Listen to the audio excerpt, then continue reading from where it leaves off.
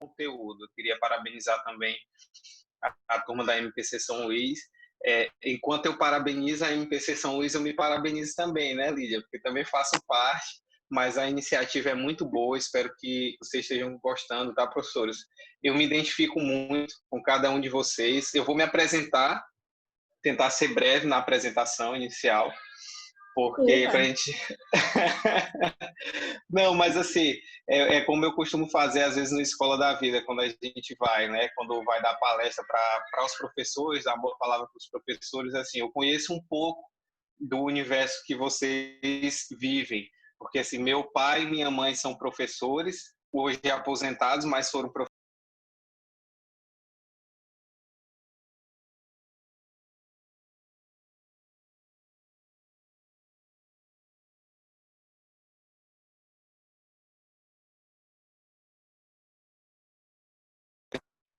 Eu acho que alguém desativou. Lídia me boicotou, estava desativando meu microfone. Então, assim, eu não sei até onde ouviram, mas assim, eu sou filho de professores, meu pai e mãe são professores, casei com uma professora também, uma professora do estado, minha esposa é professora, então eu conheço um pouco do contexto da família dos professores, né? Então é algo que eu me familiarizo um pouco. Como o Lídia me apresentou, eu sou formado em administração, também em contabilidade, mas a contabilidade para mim veio como algo a agregar o conhecimento do administrador, não visando ser contador no futuro, né? Sou casado com a Wanda, como eu falei, é professora também, pai da Lorena, Loreninha vai fazer 5 anos, e das gêmeas que estão chegando, está em processo de download, né? Que é a Amanda e a Alice, chegará aí para alegrar ainda mais nossa família no mês de setembro, entre setembro e outubro, tudo indica. E deixa eu ver o que mais que eu falo, né, Lídia? Sou representante comercial, tenho uma empresa, uma corretora de seguros, sou triatleta amador, gosto também do esporte, eu acredito que o esporte consegue agregar como um todo na nossa vida, então é algo bem interessante de se agregar também, de se contribuir, e tudo isso, assim, para mim, traz a ideia de que é possível a gente permear em múltiplas áreas da nossa vida e conseguir uma certa organização. Com tudo isso, sem deixar a organização financeira, sem deixar a organização familiar e o trato com a família e pensando aí também em manter a saúde financeira da família. Então, eu acredito que a gente consiga andar com tudo isso. Sem falar que, no caso do esporte, né, nosso foco não é o esporte, mas a gente consegue trazer ensinamentos também de disciplina, de organização, de foco, para todas as áreas da vida. E eu tento trazer isso aí também numa certa intensidade para o controle financeiro, para o foco e tudo mais. Eu fui por 6 anos bancário, e eu quero começar falando aqui um pouco para a gente em relação a isso. Eu fui durante 6 anos bancário, eu acho que a Lídia não sabia disso, sabia, Lídia? Não. Eu fui bancário no Bradesco. Eu comecei como estagiário no Banco do Estado. Eu acredito que alguns dos que estão aqui na sala foram clientes do Banco do Estado. Lá no interior do Estado, eu fui estagiário do Banco do Estado e depois passei a funcionário do Bradesco, né, a bancário no Bradesco. Fiz uma certa carreira até então. Eu cheguei a ser gerente de posto de atendimento no Bradesco. Fui gerente de investimento na época no Bradesco. Tem um dos cursos para gerentes no mercado que chama Ambima. Antes era Ambid, hoje o nome dele é Ambima. CPA 10 e CPA 20. Eu fiz o CPA 10. Vocês podem estar perguntando assim, caramba, para que tudo isso, né? Onde é que eu quero chegar com essa informação? Que mesmo com conhecimento técnico de investimento naquela época, lá por volta de 2010, 2011, foi quando eu cheguei a meu auge no banco, eu não tinha um trato com o dinheiro. Na época, muito jovem, eu entrei no banco, eu tinha 18 anos, mas não tinha um tato muito legal com o dinheiro, embora soubesse como era que se fazia algumas análises de investimentos, como é que se fazia, que se entendia algumas carteiras de investimento que poderia ser interessante, mas eu não tinha um trato com o dinheiro. e acho que a saúde financeira, o controle financeiro do lar vai começar inicialmente com a forma que você encara o dinheiro. Como é que você encara as suas finanças, como é que você olha para o dinheiro, porque não adianta você ter um bom recurso financeiro se você não encara de maneira saudável o dinheiro. E a gente já pode começar lembrando de quantas e quantas pessoas que se têm conhecimento de que ganharam na loteria e depois voltaram a ser pobres. Pobre no sentido de pouco recurso financeiro. Eu não quero entrar aqui no sentido de riqueza é quem tem muito dinheiro e pobreza é quem tem muito dinheiro. Então, vamos pensar assim, a pessoa ganhou muito dinheiro na loteria, mas de repente passou a ser um endividado novamente, porque não tinha o trato com o dinheiro. E isso acontece com muita facilidade. Eu poderia abrir aqui para perguntas, eu não sei se vocês vão conseguir colocar no chat aí, mas se conseguirem, eu até queria que vocês colocassem. Quem de vocês acham que são ricos financeiramente? Quem de vocês acha que é rico financeiramente, coloca eu, ou se você não acha que é rico financeiramente, você coloca não. Eu queria ter ideia de como é que essa sensação de vocês em relação aos ganhos que vocês têm. Lídia já botou não aí, né? Não, Sandra disse que não. Deixa eu ver mais quem. Eugênia também disse que não. Eu acho que todo mundo vai pelo não aí, né? O que é rico financeiramente? Eu gostei, Elias. Tem isso também. É aí que eu queria chegar, tá, Elias? A Maria também disse que não. É aí onde eu queria chegar, tá? A Valda também disse que não. O Elias puxou onde eu queria chegar, porque assim, o que é a riqueza financeira? Essa percepção do trato com o dinheiro permeia um pouco por isso. E se vocês puderem anotar, eu queria que vocês anotassem o seguinte: não acredite em tudo que você acredita. Eu acho que esse é um dos primeiros ensinamentos que a gente pode ter em relação ao dinheiro. A gente não acreditar no que muitas coisas que a gente foi ensinado ao longo da vida, né? Porque assim, até quando riqueza é ter muito dinheiro? Porque a gente pode encarar a riqueza como viver tranquilo e sem dívidas. E isso para muitos é riqueza. Para outros, riqueza vai ser uma conta bancária muito gorda. Também pode ser isso. Mas para a maioria das pessoas, a riqueza vai ser você ter sua vida financeira estável. A gente pode citar aqui também pessoas que dormem numa cama de mais de 30 mil reais, mas, quer dizer, deitam durante a noite em camas de mais de 30 mil reais, mas não conseguem dormir. Enquanto a maioria de nós aqui, nossa cama tem um valor financeiro bem mais modesto. E a maioria da gente consegue deitar e dormir a noite inteira. Então, a sensação nossa em relação ao dinheiro vai dizer se a gente é rico ou não, se o que a gente ganha financeiramente é interessante ou não. A maioria das pessoas tem um custo de vida, tem uma aquisição financeira, recebe financeiramente bem mais do que a média, né? Mas ainda assim se consideram pobres ou não se consideram ricas.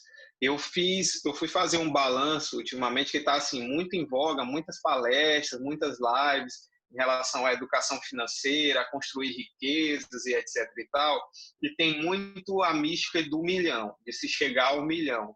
E eu fui tentar fazer um levantamento do meu patrimônio, né, como se fosse algo muito difícil de se fazer, e não é.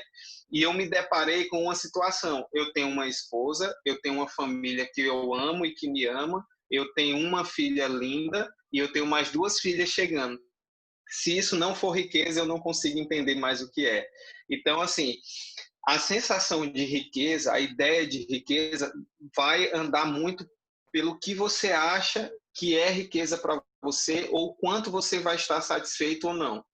E a gente pode lembrar que o ser humano é eternamente insatisfeito. Então, quanto mais ele ganhar, mais ele vai ter essa necessidade ou essa vontade de ter. Então, a gente precisa virar essa chave, primeiro, de que riqueza não é simplesmente o dinheiro, riqueza pode ser muito mais coisa, e que a nossa renda por mais que em alguns momentos a gente acha que ela seja incompatível com o nosso custo, mas que ainda assim ela é superior a muita gente. A sociedade não entende por aí. Elias, infelizmente é isso, mas nós somos a sociedade, né? Então, se nós virarmos essa chave, é uma pessoa a menos na sociedade pensando assim. E a gente vai ter um trato melhor com o dinheiro. Porque, assim, enquanto a gente estiver olhando para o dinheiro como um dinheiro, algo que determina a nossa vida, a gente não vai ter um bom trato com ele. Aí eu já quero deixar uma dica de leitura aqui para vocês. É um livro que a gente vai conseguir. Falamos com certeza que somos ricos, verdade. Tem uma dica de leitura que eu já deixo para você, é um livro até pequeno, assim, a leitura bem fácil, que é O Homem Mais Rico da Babilônia. É bem interessante, ele traz vários contos relacionados a essa situação do trato com o dinheiro. Então, a partir do momento que a gente interpreta o dinheiro de uma maneira diferente, a gente consegue lidar um pouco mais com essa situação e consegue destravar algumas coisas na nossa mente para a organização financeira. A gente lida com o dinheiro muitas vezes de maneira a subestimar o dinheiro ou ao deixar que o dinheiro nos domine. E isso acaba se perdendo. De que maneira, você pode me perguntar? Como é que a gente se torna escravo do dinheiro ou quando é que o dinheiro nos domina? Quando a gente olha para as coisas e só vê a nossa felicidade quando tem aquelas coisas. Recentemente, por conta da pandemia, eu fui para o interior e passei quase 3 meses na casa da minha mãe. E nós fomos com a mala de roupa para passar 15 dias. E esses 15 dias se transformaram em quase 90 dias. E em uma das semanas que a gente estava lá, eu olhei para a Wanda e disse assim: Wanda, você já percebeu que a gente está passando todo esse tempo com apenas uma mala de roupa e o nosso guarda-roupa ficou cheio lá na nossa casa, mas aquelas roupas lá não estão fazendo falta em nada na nossa vida aqui. A gente consegue viver com menos. E isso vai ajudar a destravar também algumas coisas em relação à nossa economia doméstica e ao acerto das nossas finanças domésticas. Então, assim, o primeiro ensinamento, a primeira coisa que eu queria que a gente pensasse era nisso, assim, a gente deixar de acreditar em tudo que a gente acredita em relação ao dinheiro. A gente não precisa encarar o dinheiro nem como algo nocivo, nem como algo que nos domina, nem como algo extremamente essencial. O dinheiro é mais uma coisa no nosso dia a dia, felizmente ou infelizmente, dependendo de como você vai interpretar, é algo que compra e paga as coisas que nós usamos. Nós precisamos dele sem precisar dele. A gente consegue fazer com que ele seja nosso servo e não a gente servo dele. E a gente vai mudando essa chave na nossa mente. Max, como é que eu posso fazer isso? Como é que o dinheiro vai ser meu servo? A partir do momento que você só faz com ele o que você realmente quer, e não o que a sociedade, e não o que a mídia diz que você tem que fazer. E a gente começa a ajustar algumas coisas em relação à nossa finança doméstica. A construção de riqueza financeira ou a regularização das despesas domésticas passa essencialmente por 3 pontos. O primeiro é gastar menos, ganhar mais e potencializar os seus ganhos, ou investimento, como você queira pensar. Na ordem, gastar menos, ganhar mais e investir. Nessa ordem, a gente vai conseguir equilibrar as nossas contas, equilibrar a nossa situação doméstica. Gastar menos, eu não vou nem usar a expressão reconsidere, não gastar menos, mas gastar melhor. Às vezes tem coisa que você precisa gastar. A Lídia, a gente conversando mais cedo, a Lídia falou, tem uma série que fala, o pai do Chris, né, que ele é mesquinho, ele não quer comprar nada. A ideia não é você deixar de comprar o que você precisa, mas você gastar corretamente o seu dinheiro, você entender e valorizar o seu suor, você entender e valorizar o seu trabalho. E quando você receber, você ter esse controle do que realmente você precisa. E são 3 perguntas essenciais que a gente consegue fazer para poder gastar melhor. A primeira é, eu quero, às vezes todas as propagandas que são feitas, gente, são feitas para mexer com a nossa emoção. Ninguém compra pela razão. 99% das pessoas compram pela emoção. Quantos de vocês já saíram de casa com a sensação assim: nossa, hoje eu vou passar na farmácia e vou comprar muito remédio, que eu quero gastar com remédio, eu quero comprar aí o quê? Uns R$ 40 de Neosaldina, uns R$ 50 de vitamina C. Quem é de vocês que faz isso? Eu acho que quase ninguém, né?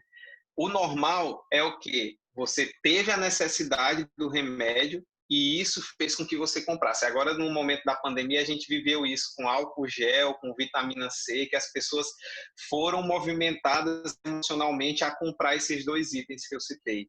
Então, assim, se você pensar, é, eu quero, você vê uma propaganda, vê alguma situação e você pergunta assim, eu quero mesmo isso? Aí você passa por esse crivo, não, eu quero, é algo que eu quero. Eu preciso, é um outro crivo que você vai passar. Será que eu preciso mesmo disso? Preciso. Eu posso comprar? Que aí é uma outra pergunta que você pode se fazer. Se o que você vai comprar, o que você está olhando e desejou comprar, passar por esses três crivos, você compra. Eu quero, eu preciso, eu posso. Às vezes você quer e você precisa, mas você não pode. Então, para que você vai comprar? Se você fizer isso, você vai estar se endividando e vai estar bagunçando o seu planejamento doméstico ou as suas contas. É, se você fizer isso, essas três situações, essas três perguntas, já vai controlar o primeiro item lá do controle e da geração de riqueza, digamos assim. Porque cada um de nós temos o nosso salário, temos as nossas posses, e a gente deve viver de acordo com aquilo ali. Max, mas o meu padrão de vida hoje não se encaixa mais com o meu salário. Meu salário é esse aqui, meu padrão de vida é esse. Não encaixa mais, não bate. Então a gente entra no segundo ponto, que é ganhar mais. Aí alguns aqui dos amigos são funcionários públicos. Se você é funcionário público, no seu trabalho de funcionário público, você não vai conseguir ganhar mais, porque assim, não adianta você dar mais aula ou você ir para mais escolas. O seu salário é aquele, que é o que foi contratado para você ganhar. Minha esposa é funcionária pública, o salário dela é aquele. Minha mãe é funcionária pública, é professora também, o salário dela é aquele. Mas ambas, num certo momento, pensaram assim: eu quero ganhar mais, eu quero desfrutar um pouco mais. Então, o que é que você vai fazer? Você vai ter que gerar mais renda. E aí a gente consegue, assim, uma infinidade de exemplos que a gente pode ter de como você ganhar e como você potencializar a sua renda, a renda doméstica. Minha mãe, lá no interior, começou a fazer máscaras para vender. Tem uma máquina, a máquina estava parada, começou a faturar, aumentou a renda dela. Minha esposa vende óleos essenciais, que são os óleos que é medicinal, através da aromaterapia, ajuda em algumas questões de saúde, então potencializou a renda dela também. A renda dela já existia, ela amplificou a renda dela para assim poder ampliar também o seu padrão de vida. Então, assim, a gente deve mudar nossa forma de pensar e de encarar o dinheiro. A gente deve controlar nossas finanças domésticas, pensando em poupar, pensando em guardar, e isso a gente vai conseguir fazer, primeiro, controlando nossas dívidas, e segundo, gerando mais receita. E o terceiro é guardando alguma parte. Gente, eu acredito, eu vou fazer uma pergunta bem banal, porque eu até imagino quais são as respostas. Mas quantos de vocês têm boletos para serem pagos? Bota aí também eu. Já considere o meu eu aí também. Eu junto assim, eu deixo o meu todo preparado do mês, deixo tudo aqui para ir pagando. Eu também tenho boletos para pagar. Valda disse eu. Quem mais botou eu? Lídia tem também, Lídia? Lídia mora na casa do pai, eu acho que Lídia não tem, não. Sandra aí, Eugênio, já paguei, já pagou do mês. Se for para funcionário do. Todos são funcionários do Estado, gente, só para me ter uma ideia, que aí eu tenho algumas situações, todos são, né? A professora Maria falou que sim. Gente, lembrem disso aqui, ó. A vida não é só boleto. E eu até recomendaria vocês fazerem um boleto para você. Aquele boleto que é seu, um boleto para você. Esse boleto aqui é meu. esse valor eu vou guardar para me fazer alguma coisa, ou esse valor eu vou usar no que eu quiser. Mas, assim, deixa um valor específico para você ter a sensação de que você está se pagando. Porque às vezes a gente recebe o nosso dinheiro no final do mês, paga todo mundo, paga todos os boletos, mas parece que, né, professora Maria? Parece que a gente não se pagou, não fez nada, né? Passou o mês, pagou tudo, cadê o dinheiro? Sumiu da conta, o dinheiro caiu no dia 31, no dia 1º, no dia 2 não tem mais nada. Então, assim, tira, acabou, foi embora tudo, né? Então, assim, tira um valor, tenta fazer isso, tira um valor da sua renda para dizer assim, esse aqui é o meu pagamento. Não é parcela de casa, não é parcela de carro, não é gasolina, não é internet, o que mais pode ser, não é cartão de crédito. Esse aqui é meu pagamento. E assim a gente vai, nem que, e assim, de preferência que esse seu pagamento seja uma economia que você vai poder fazer. E depois a gente pode até ter um outro bate-papo, tá, Lídia e Johnny, me coloco aí à disposição para a gente falar um pouco mais só sobre investimento, só o que você vai, como você vai aplicar esse recurso. Eu acho que agora o momento é assim, como é que eu controlo? E depois a gente faz esse plus. Porque assim, se você pensa que você vai investir e vai ganhar aí. Há poucos dias eu tive essa situação com Wanda. Eu estava mostrando para ela um investimento que nós fizemos e rendeu aí 5% no mês.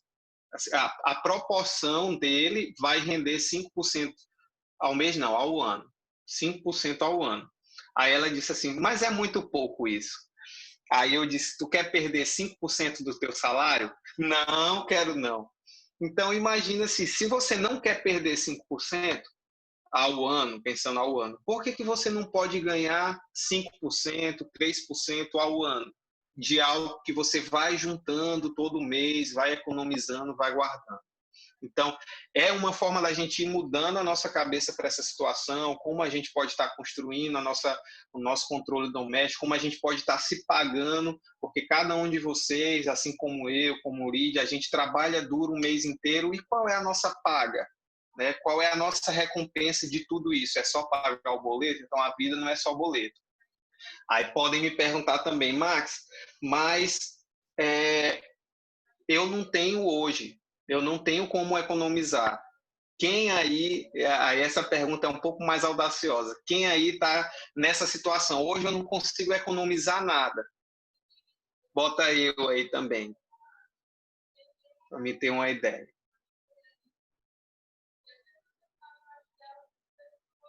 Ah, a Sandra disse que eu consigo. Ainda bem, Sandra, parabéns.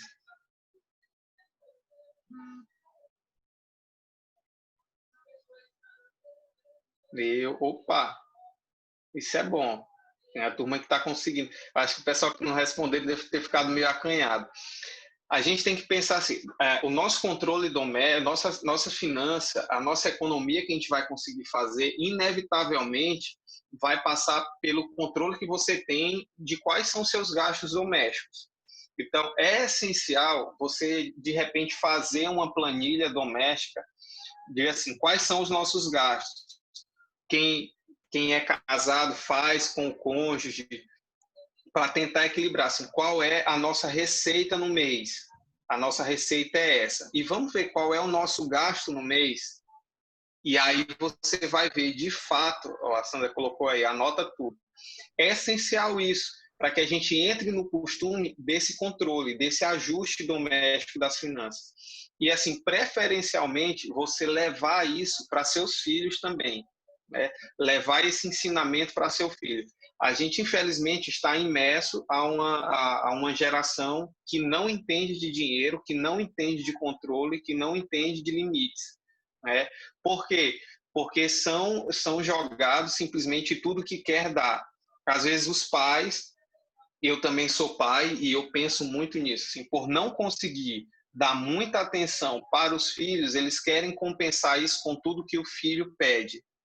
Então, assim, eu tenho uma pessoa próxima a mim que é endividado, mas comprou um carrinho, tipo aqueles de shopping, que é de controle remoto, para filho andar. Foi cerca de R$ 8.000. Lídia botou aí, meu pai é bancário, eu não consegui ler, já que eu vou olhar.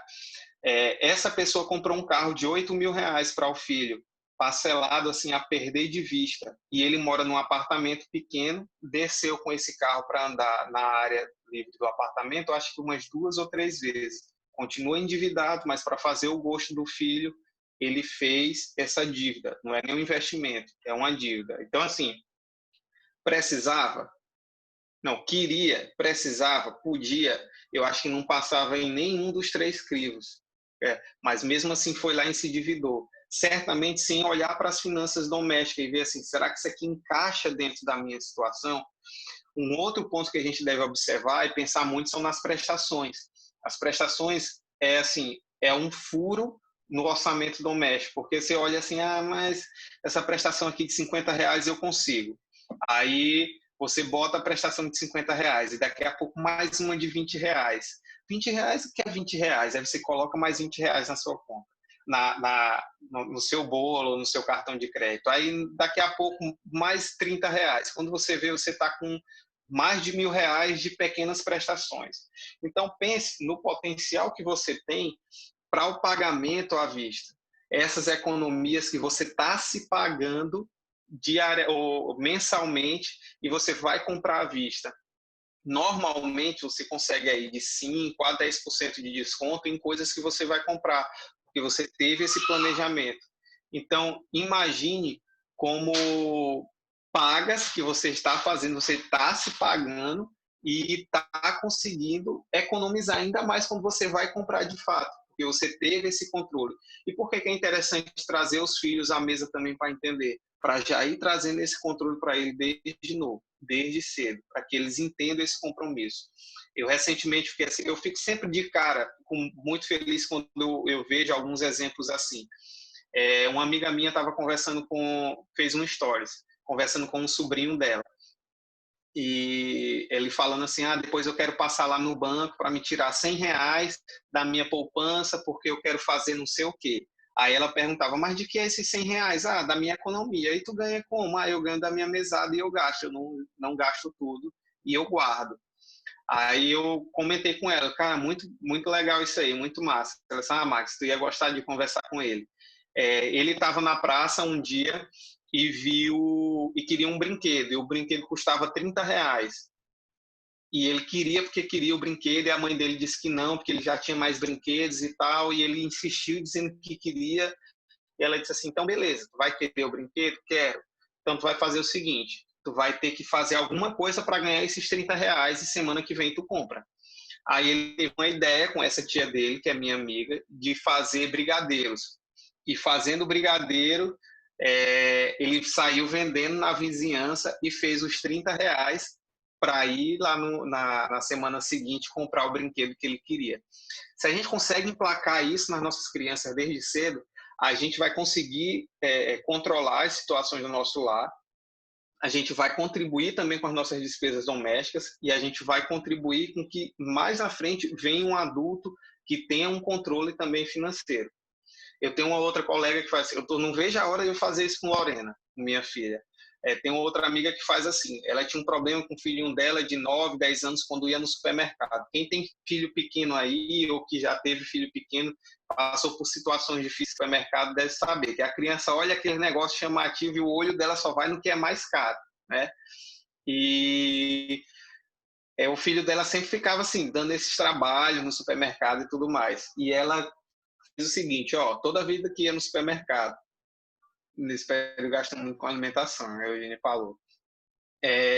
Ela tinha muita dificuldade. Aí ela começou a fazer o seguinte, ela dava R$ 10 para o filho dela quando ia para o supermercado. Quando ele olhava alguma coisa, eu quero isso. Quanto é?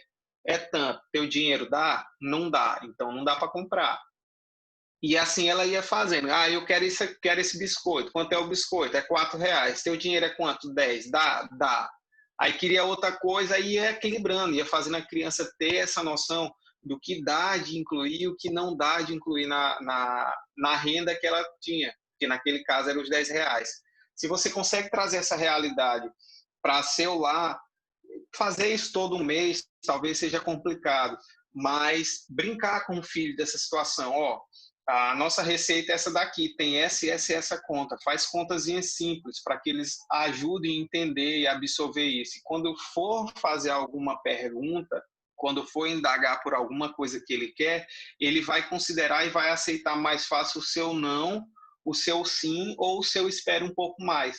Porque vai estar alinhado com essa dinâmica das despesas, do controle financeiro da casa. Então, tudo isso gira em torno desse controle e de estar todo mundo envolvido em torno disso, né?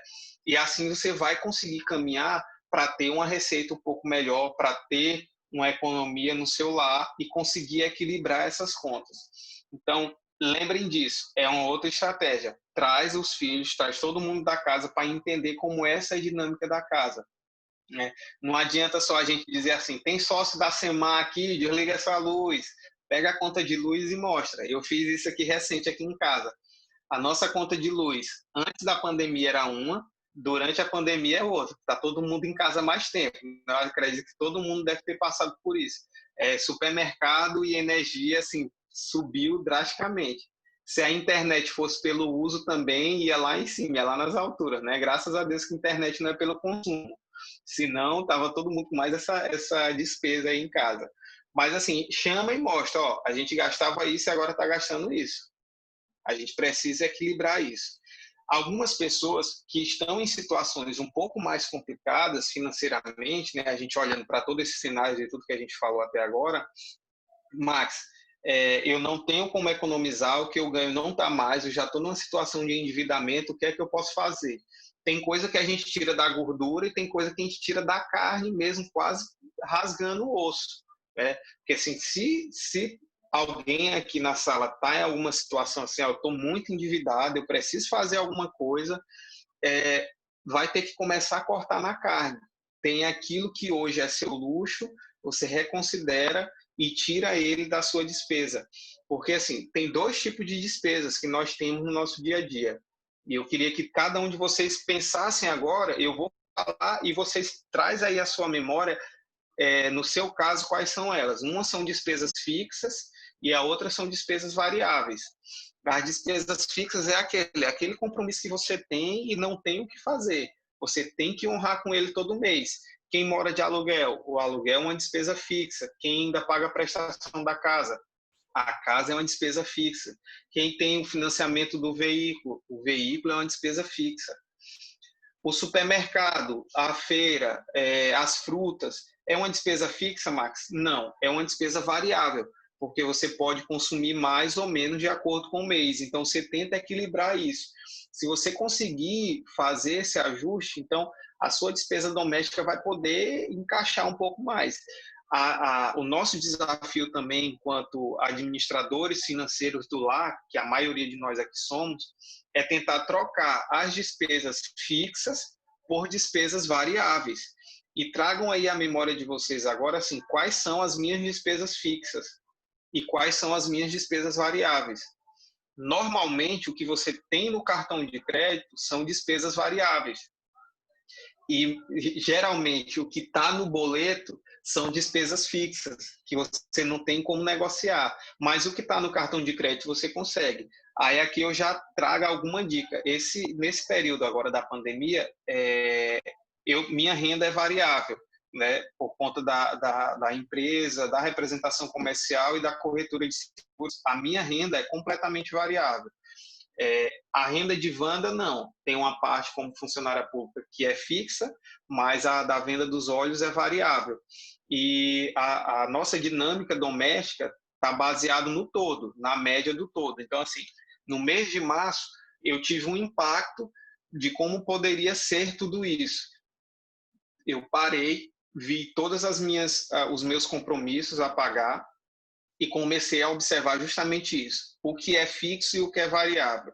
O que é fixo eu não tenho para onde correr, eu vou ter que honrar com isso aqui. Então, a minha despesa fixa é essa. Eu tenho que controlar e eu tenho que ganhar no mínimo isso aqui. E o que é variável? Variável é isso aqui. O que é que eu posso cortar do variável? Gente, em uma sentada, para analisar isso, Elisa já conseguiu o livro aí, né, Elisa? Quem quiser o livro que eu citei, o Elias já localizou aí, já pode compartilhar. Obrigadão, tá, Elias? Despesa fixa e despesa variável. Em uma sentada, gente, assim, eu sentei nesse mesmo cantinho aqui, deixa eu olhar quais são minhas despesas fixas e quais são minhas despesas variáveis. Nessa brincadeira, eu consegui economizar não, cortar das despesas variáveis quase R$ 200 da despesa do mês. Aí eu deixo aí para quem queria ir mais R$ 200 no final do mês, bota eu aí. A Lídia sorriu, acho que a Lídia quer, né, Lídia? Mais 200 no final do mês. Então, assim, com apenas alguns ajustes. Tinha um cartão de crédito que eu não usava, mas que estava na minha carteira e eu estava pagando anuidade. Cortei ele. Tinha uma conta bancária que eu não estava mais usando, mas continuava com ela. Estava pagando taxa de manutenção todos os meses. Cortei ela também. Tinha uma assinatura de milhagens de aviação, que, se eu não me engano, era R$ 42. Cortei também. Tinha uma assinatura de um canal por assinatura da ESPN, que eu gosto muito de esporte e tudo, cortei também. Então, assim, nessa brincadeira, corta isso, corta isso, corta isso, corta isso, assim, deu quase R$ 200. Então, assim, de pequenos cortes que foram feitos. E, assim, é interessante a sensação de alegria que a gente tem quando vê assim, caramba, eu consegui cortar tudo isso aqui, então é uma preocupação a menos. Se a minha receita não mudar, esses R$ 200 eu vou guardar. Se a minha receita for impactada, eu já sei que eu tenho R$ 200 a menos de compromisso no final do mês, né? E tem também uma outra situação interessante para a gente olhar. Isso foi assim, no primeiro mês, no mês de março, eu preciso parar e preciso organizar o que é despesa fixa, o que é despesa variável. A despesa fixa eu não consigo mexer, a despesa variável eu preciso cortar e preciso enxugar. E consegui enxugar isso aí, dou uma sentada logo isso. A segunda ação que eu tive foi assim, quais são as compras bobas que normalmente eu faço no cartão de crédito?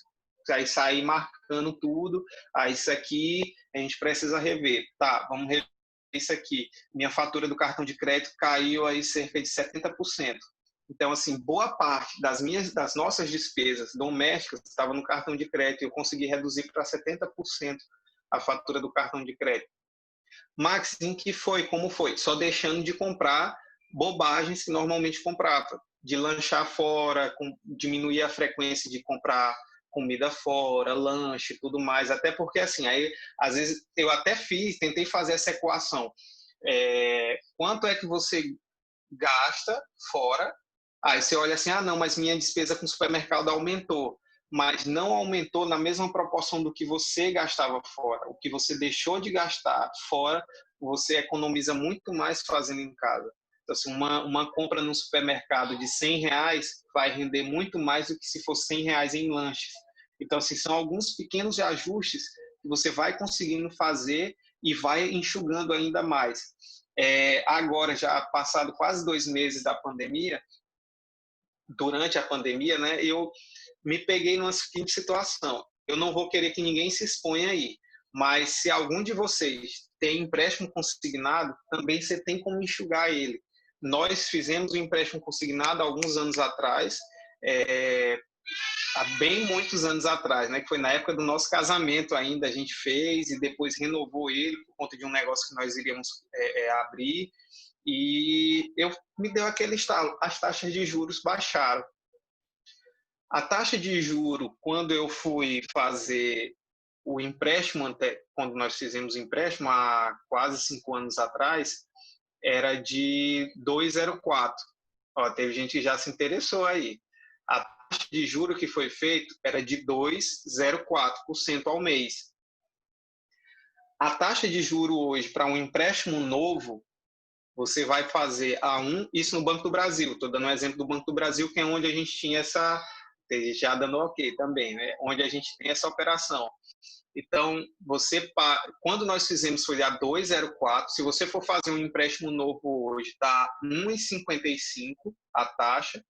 E se você for negociar aquele que já tem lá, você vai fazer a taxa de 1,85. Então, assim, na pior das hipóteses, você vai trocar uma taxa de 2,04 por uma de 1,85. Nessa brincadeira, eu consegui economizar R$ 98 da prestação que nós pagávamos. No final do período, deixa eu dizer aqui para vocês quanto foi a economia.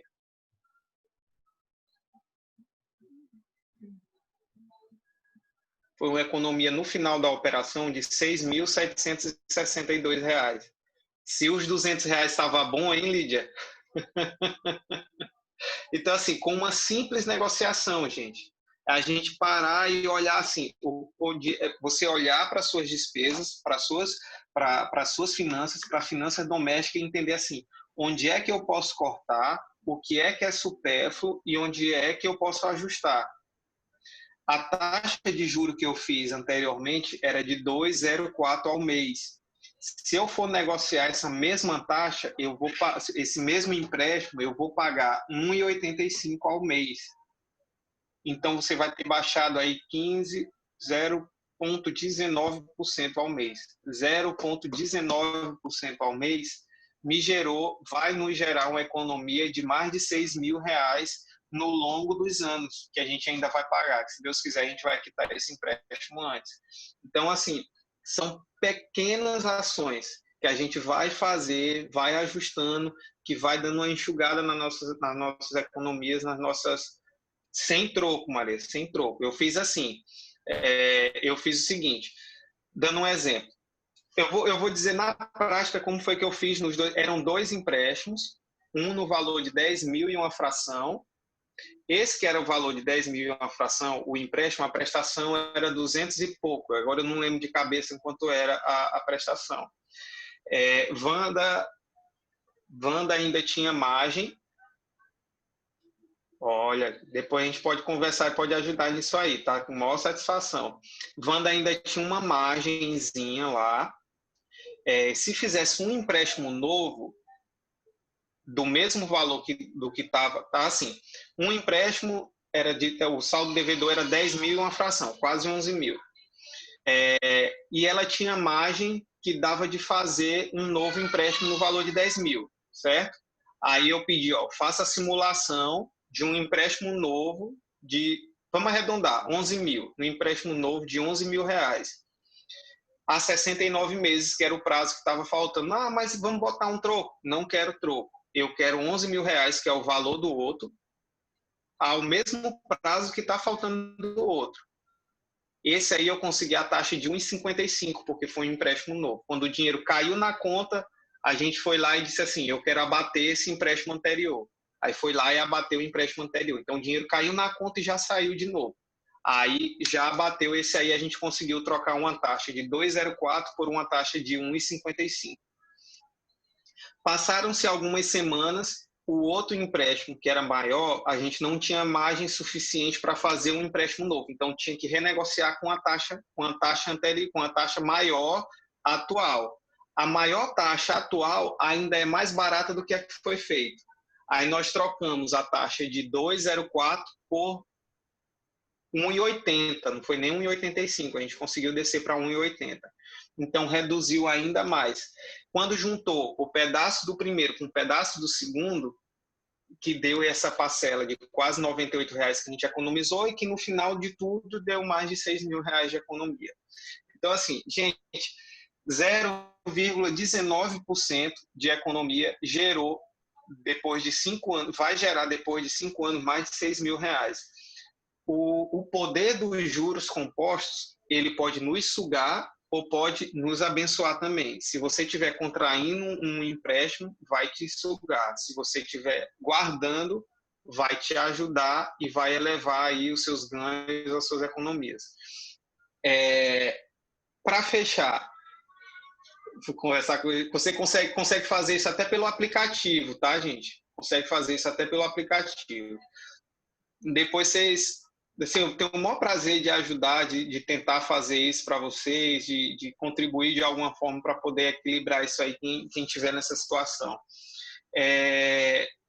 Eu queria fechar com algumas dicas para a gente. Primeiro, eu já disse que é não acredite em tudo que você acredita, questione, tente ser mais amigo do dinheiro, tente equilibrar as contas, seja generoso com o dinheiro, né? Não entenda o dinheiro como um vilão.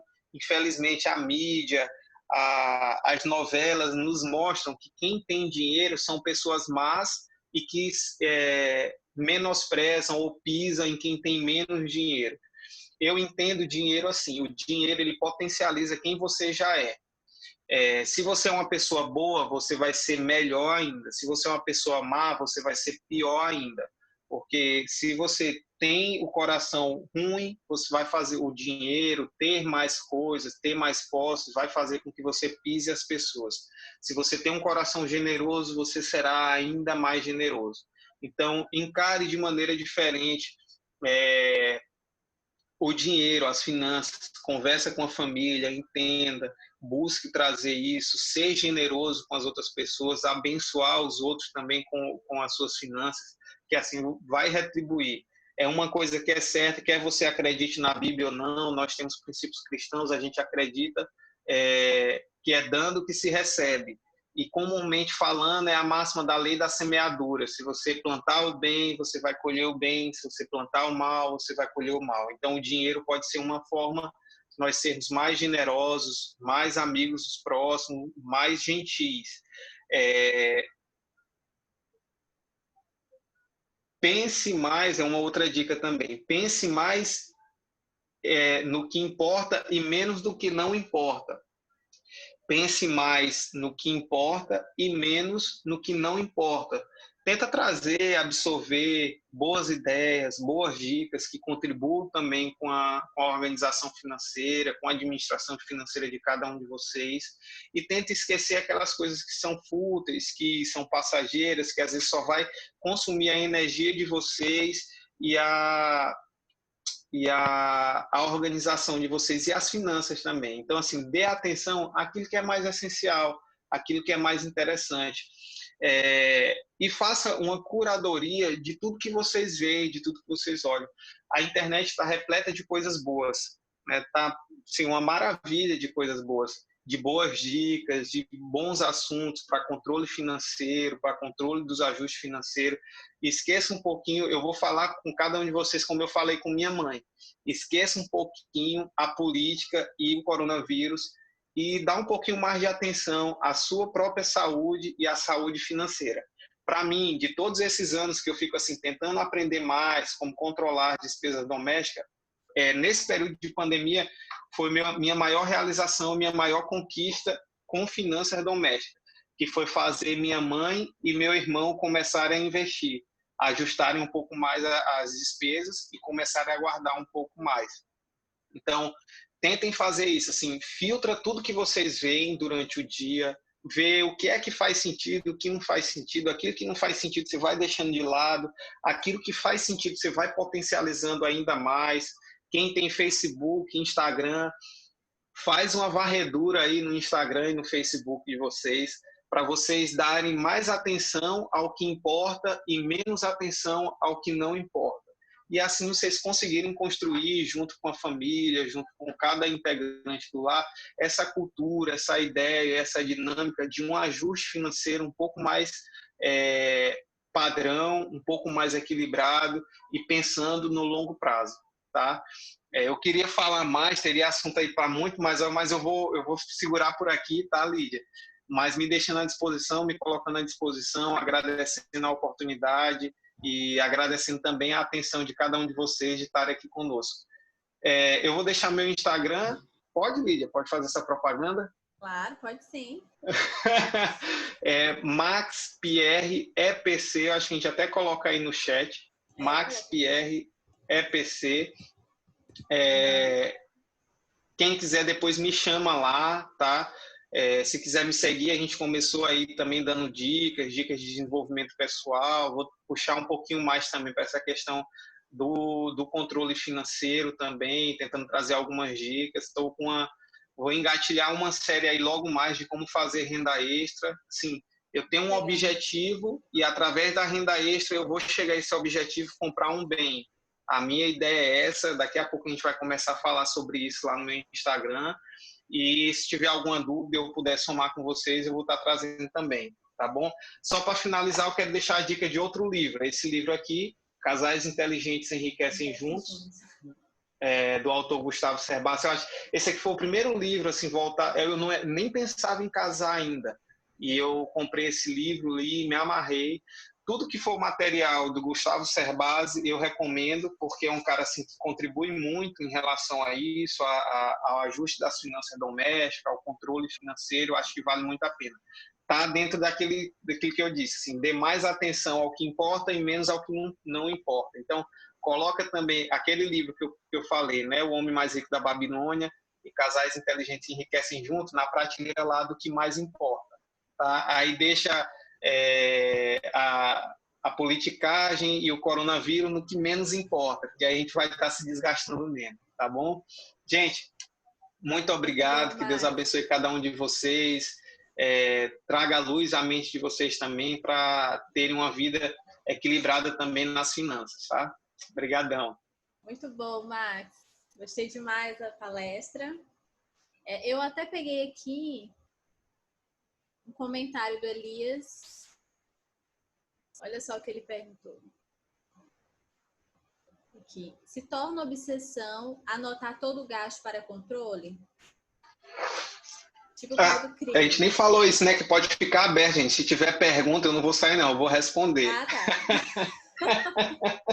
É que eu já fui me despedindo, eu nem lembrei de abrir para pergunta, né? Se é obsessão. Assim, no meu ponto de vista, no meu ponto de vista, assim, é interessante começar a fazer para você criar o hábito do controle financeiro. No longo prazo, eu acredito insustentável. Eu estou falando por mim, por experiência própria. Alguma pessoa pode ter experiência diferente, eu respeito também. Mas eu acho que é insustentável a gente fazer a anotação assim, do cafezinho que tomou, do estacionamento que colocou. Inclusive, tem aplicativos que ajudam isso, né? É até legal, assim, você consegue, tem a versão... agora eu esqueci o nome, já que eu acho. Tem a versão paga e tem a versão grátis. Mas se a gente já está pensando em economizar, você fica com a versão grátis, né? Que você vai colocando todas as despesas. E é interessante porque ele separa por categorias. Na versão paga, é até legal porque, assim, digamos que é um casal. O esposo e a esposa têm a mesma conta. Então, quando um alimenta, vai para a mesma planilha de todo mundo. Mas se você quer usufruir só da versão free, né, da versão gratuita, então eu cheguei a fazer isso durante uns 3 meses aqui com Wanda, assim. Quando ela consumia, comprava qualquer coisa, ela me mandava um WhatsApp e eu alimentava no aplicativo. É interessante para você ter noção assim de qual é o seu gasto durante o mês. Durante um certo período é interessante para você ter essa ideia. Depois eu julgo que seria insustentável. E quando você faz isso, você vê algumas surpresas. Eu não sei quantos de vocês já fizeram isso, assim, de qual é o seu gasto, por exemplo, com gasolina, qual é o seu gasto com supermercado, qual é o seu gasto. Assim, você vai vendo algumas coisas que o dinheiro vai pelo ralo e você não tem ideia, né? Eu fiz, Lídia, já pegando esse gancho, nós mudamos de casa. A gente morava depois do Ang Park, era bem distante. E a nossa filhinha faz terapias lá no Renascença. Então, assim, nós mudamos de casa, viemos para o Araçagi. Essa mudança, aí eu já sou assim, um paranoico dos números, né? A mudança, eu já fiquei assim, tá. Eu disse, Wanda, tu tem ideia de quanto é que a gente vai economizar com combustível? Ela disse, eu não tinha nem pensado nisso. Eu disse, pois é, eu já pensei. Então, mas você só consegue ter essa clareza se você sabe quanto de fato você gasta. Então, se você colocar no papel durante um certo tempo, vai ajudar você a ter clareza disso, de qual é a sua receita, de quais são os seus custos e criar esse hábito do controle. Muito bom, mas concordo também que pelo menos você não precisa fazer todo mês, né? Mas é sempre bom você fazer esse raio-x, né? E tentar ver como que você pode economizar. Muito bom. Eu tenho aqui também uma provocação. A gente está num tempo em que tem muita preocupação em manter emprego, em pagar conta.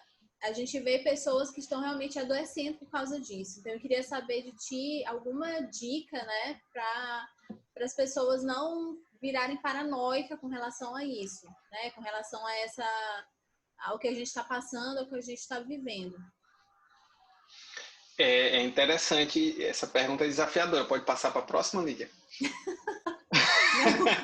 Não, assim, gente, pense, é interessante. A quantidade de pessoas, eu estava vendo isso recentemente, que duplicaram o seu patrimônio nesse período de pandemia. Assim, é surpreendente. De pessoas que olharam para a crise e fizeram dessa crise uma oportunidade. E quem está muito ligado a essa área de finanças e tudo, vê assim, você vai ouvir muito isso, é na crise que você vê oportunidade, é na crise que você vê solução, é na crise que você vê boas situações, é na crise que há transferências de riqueza. Então, assim, o dinheiro continua no mercado, o dinheiro está aí. Então, vai do que a gente está fazendo para atrair o dinheiro. Pense em atrair, não assim, o dinheiro vem para mim, o dinheiro vem para mim, o dinheiro vem para mim. Não, se você ficar fazendo isso e sentado no sofá, o dinheiro não vai chegar para você. Mas pense assim, esquece um pouco o desespero, dá 2, 3 passos para trás, olha o ambiente, assim, o que é que eu posso fazer para gerar renda? O que é que eu posso fazer para gerar renda? O que é que eu sei fazer que eu posso melhorar a minha situação? O risco de desemprego é real e assim dá uma aliviada na sua mente. Eu confesso que eu tive um pouquinho disso no comecinho, tá, Lídia? Assim, o primeiro impacto foi, eita, e agora? Aí eu lembrei assim, o meu ramo de atividade principal, né, que é a representação, eu sou representante comercial de um laboratório de análises clínicas. Exame o povo vai continuar fazendo. Eita, mas e agora? Eu não sou CLT, no meu caso específico, né? Então não precisa ter medo. Se a empresa tiver de fazer corte ou algum ajuste, ela vai começar por outro lado, não por mim. Não me interpretem mal, não é que eu olhei o que eu achei bom os outros que seriam demitidos, mas assim, você tem que olhar para os outros, mas a partir de você. Você vai olhar para a sua situação, fazer uma análise racional e depois você vai partir para o ataque. A melhor defesa é o ataque. Então, assim, muitas empresas tiveram baita oportunidade, empresas de roupa, fecharam a parte de roupa, começaram a fazer máscaras e vender absurdamente. Pessoas, costureiras que faziam um bico aqui, outro acolá, começaram a fazer máscaras e vender máscaras. Então, assim, são várias e várias situações. Tem pessoas que começaram a fazer bolo em casa e vender bolo. E assim vai. Eu tive uma surpresa muito grande, Lídia, e dos professores. Eu tenho um amigo que ele tem um sushi aqui em São Luís. E a primeira situação dele foi assim, e agora? E agora o meu negócio? E agora como é que vai ser? Porque não vai ter mesa, não pode, só é delivery. Depois de 3 semanas só com delivery, eu fui conversar com ele e tudo e perguntei, cara, como é que tá a situação? Ele disse, Max, está vendendo mais do que antes. Porque assim, tá todo mundo em casa, mas o povo está consumindo. Então, assim, o dinheiro continua no mercado, ou muito ou pouco, mas continua. Qual é o passo que você vai dar em direção a ele vai fazer a diferença para o seu controle doméstico. E assim, quando a gente tem medo, a gente entra num estado de paralisação. Quando a gente para, raciocina e vai para frente, a gente tem o passo de ativação de conseguir.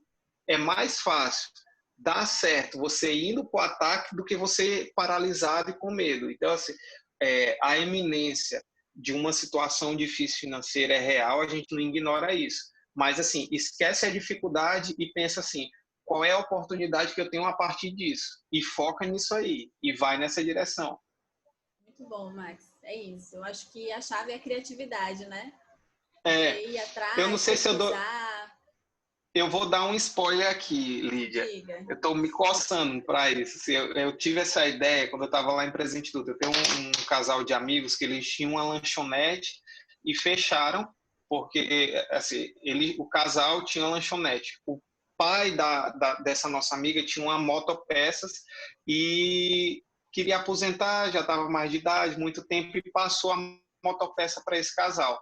E eles fecharam a lanchonete, ficaram só com a motopeça. Mas assim, o sangue deles é trabalhar com lanche, com comida e tudo mais. Eles começaram a vender pão de queijo lá, e é delicioso o pão de queijo deles. E eu tive caramba, e eles fazem o pão de queijo, gera renda, mas para eles é um hobby, porque o business dele, o trabalho dele principal é a motopeça. Mas o pão de queijo vende que é um absurdo. Aí eu fiquei, cara, por que as pessoas não fazem isso? Se tem tanta coisa simples que você conseguiria fazer, quem mora em condomínio, gente, mais ainda. Porque assim, rapidinho você anuncia no condomínio, você pode vender pão caseiro, pode vender o pão de queijo, bolo de pote, beiju ou tapioca, como você queira chamar, e vai gerar uma receita interessante para o seu lar. E eu gosto de estar na cozinha, de estar criando coisas, de estar cozinhando. Tem um cozinheiro aqui de casa, sou eu, né? O cozinheiro aqui sou eu. E aí cara, eu vou fazer o pão de queijo para vender e mostrar assim, que você pode ter uma renda extra. Aí Wanda me veio com uma demanda, que tem um jogo de panela que ela quer ter e tal, não sei o quê. E eu disse, não tem. Quando eu disse assim, não tem condição, isso aí agora não. Aí me deu um estalo. Disse, a gente vai vender os pães de queijo para comprar a panela. Aí você pode me perguntar assim, Max, isso é mesquinharia ou é mão de vaquice? Mas assim, o que eu quero que a gente mostre para outras pessoas é que você consegue ter uma renda extra fazendo aquilo que você gosta. Cada um de vocês teria alguma coisa que vocês gostam, que é interessante de fazer e que teria pessoas para comprar.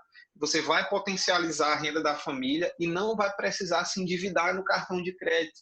Passa aí 2, 3 meses guardando, que seja, e você vai lá e vai comprar à vista e com desconto. E vai ser um negócio que vai impregnar na sua casa, na família, de maneira que vai ser satisfatório. Não vai ser um peso mais fazer. E cada um consegue fazer isso. Eu tenho certeza que cada família aqui representada tem alguma coisa que você consegue pensar e dizer assim, isso aqui é interessante eu fazer com minha família e envolver toda a família. Aí eu já comecei a fazer os testes dos pães de queijo, viu, Lídia? Depois eu anuncio aqui para a gente vender aqui para o grupo também. Com certeza. Mas te seguindo no Instagram, a gente consegue acompanhar isso, né, Max? Vai conseguir, isso. Pedido para mostrar o livro novamente. Casais inteligentes enriquecem juntos. Isso. Gustavo Cerbasi. Tem outro dele que também acho muito legal, mais recente, é A Riqueza da Vida Simples. Também é muito legal. A Maria quer falar? Pode falar, Maria. Boa noite. Boa noite. Boa noite. Boa noite. Oi. Max, eu estou assim, impressionada, maravilhada, e agradeço pelas dicas maravilhosas, né, para a gente poder crescer. Mas o que eu quero te dizer, o meu depoimento essa pandemia veio para eu me reorganizar financeiramente. Eu me considero uma pessoa muito consumista. Muito consumista. Então, pelo fato de eu não poder sair de jeito nenhum, que sou do grupo de risco, tá certo? Então, não posso sair, não posso comprar, não posso gastar, e isso fez me deu uma economia gigantesca em todos os sentidos. Salário, cartão de crédito, na questão de saber quanto é que eu gasto, por exemplo, com combustível, porque não estou saindo, então, né, a coisa já caminhou, já teve uma redução imensa.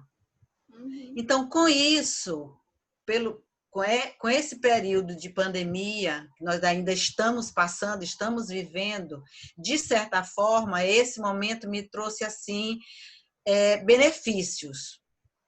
Porque eu consigo agora economizar, a minha questão de supermercado diminuiu, para mim não aumentou, diminuiu. Quando estava tudo normal, era muito alto, porque eu saía do serviço, eu tinha que encostar no supermercado.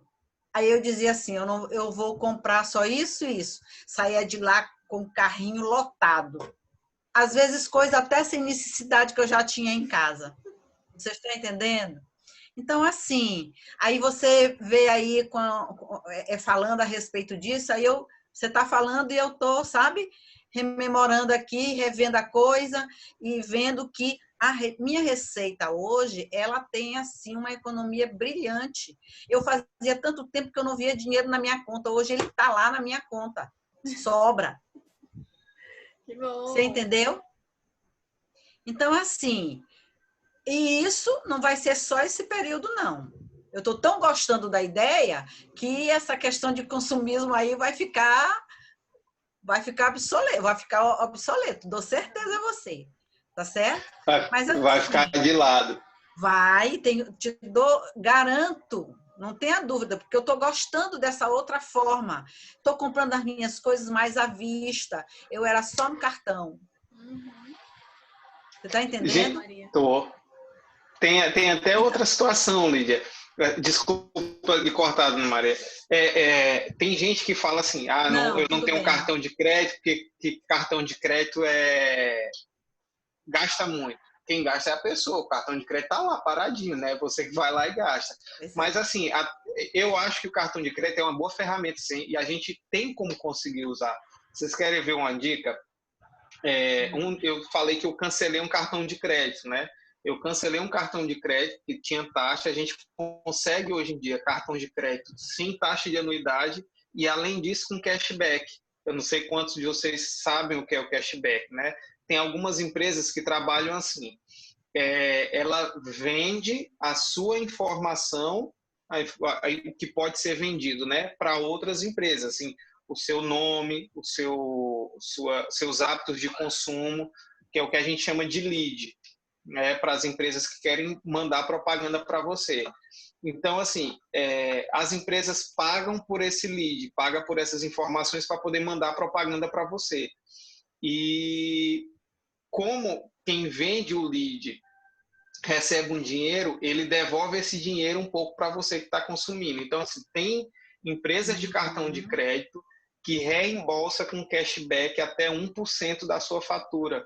Então, imagina aí, de tudo que você comprar, você não paga anuidade e ainda assim você vai ter de volta em dinheiro 1% das suas compras. Você vai continuar comprando só o que precisa, mas dentro daquilo que precisa vai voltar para você 1%. Então, o que foi que eu fiz? Eu cancelei esse cartão de crédito que pagava anuidade que eu não estava usando. Eu adquiri um outro cartão de crédito que tem cashback, só que nesse outro cartão de crédito eu fiz questão de estar com um limite pequeno, porque eu não vou estar usando ele, não é meu principal. E nesse que é pequeno, eu coloquei tudo que é assinatura que eu ia continuar, tá, Lídia?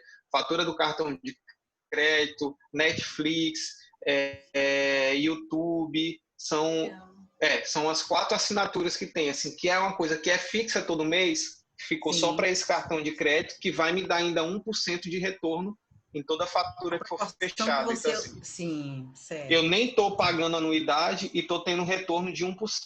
Aí pode dizer, mas 1% é tão pouco. Quem é que queria perder 1% do seu salário, né? Eu não quero. Mas, assim, como eu também estava falando anteriormente, a questão de eu perceber ainda hoje que tem alguma reserva na minha conta, não é muito, mas em comparação com o que era, que não tinha nada, né? Já é um ganho muito grande. Mas, enfim, eu quero te agradecer, foram dicas assim maravilhosas. Eu até coloquei, meu filho é também formado em administração, sempre vem me falando, né? E agora a coisa está se concretizando. Sempre ele tá, mãe, vamos ver isso, mãe é assim.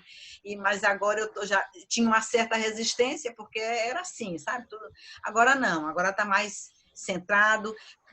As dicas que você colocou aqui são válidas. Ele, inclusive, já veio aqui e disse que parece que conhece você ou já leu alguma coisa a teu respeito.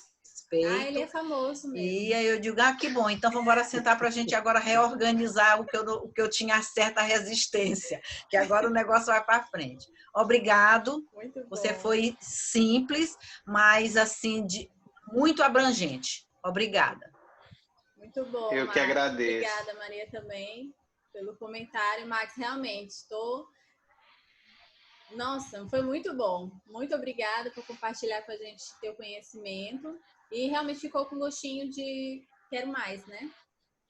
Então, se Deus quiser, em breve, Max de volta aqui para falar. Pode ser sobre investimento ou qualquer outro assunto que vocês queiram. Aliás, falando nisso, gente, podem colocar sugestões de tema, o que vocês querem ouvir para a gente tratar aqui nas próximas quinta-feiras, tá bom? Eu coloquei aí no chat o nosso Instagram, se vocês não seguem MPC São Luís, clica aí no link, segue a gente. Também tem o YouTube que a gente está gravando essa palestra, então a gente vai postar no YouTube, se você quiser compartilhar com amigos, fique à vontade, tá bom? É isso, muito obrigada, Max, muito obrigada, Maria, Sandra, Elias, Valda, Eugênia, Tiago.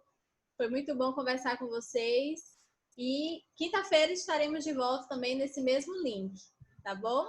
Eu que agradeço. Agradeço a você também, viu, Lídia? Foi muito simpática, conduziu de forma brilhante a live. Muito bom. Obrigada a você também, Max, mais uma vez. Seja bem-vindo. Volte sempre. Volte sempre. Boa noite, gente. Até a próxima quinta. Boa noite. Tchau. Tchau, gente. Até mais. Obrigado.